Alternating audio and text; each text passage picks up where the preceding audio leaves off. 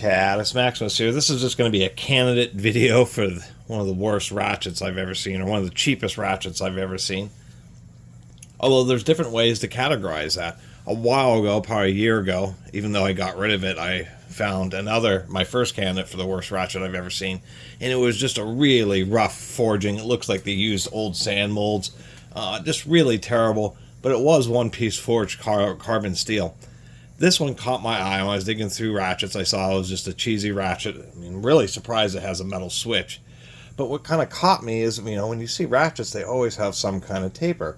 Where they forge the head out in one piece to give it extra strength. I just thought this one was really odd. It was straight right against the ratchet body.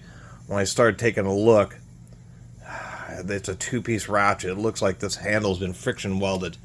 That makes it particularly cheap because they can just get rod, cut it off, do a bit of sanding here.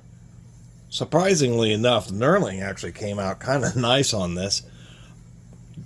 Easy to do because you just have a straight rod that you're running through the knurling machine. They probably have this piece here comes as a tube, a thick wall tube stock that they cut off, do a little bit of sanding on the edges, and then broach it, maybe do a little counter bore, and then they probably do something where they drill in, make a little recess, and then have like a little protrusion. That's why it has this odd flat spot. There's probably just a little bit of a protrusion, and then it's friction welding, where you just take one piece of metal and hold it, and the other piece of metal you spin and drive it into it with a very powerful machine, and it literally just generates enough force to where it heats up red hot and welds it together. But we're going to take another real close look at this. But you can really see, and you can easily see the evidence of that, where the bits of metal have kind of swaged out. This can be a dangerous design just because you can run into a few issues. One of those, if they didn't treat the whole wrench after friction welding it, then you're going to have a tempered area here where it's going to be softer.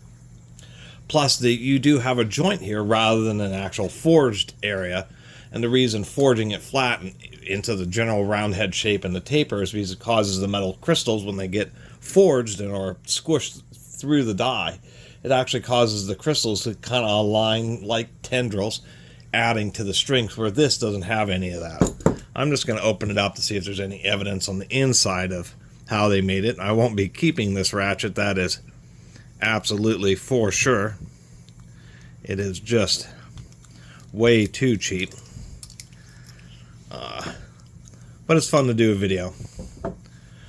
I'm surprised they actually have... Oh, I see. It's a 3-pawl design, but it really appears that third pawl is kind of retracted too much, or sunk in, so only 2 of the pawls are actually engaging. Pretty cheesy little piece here.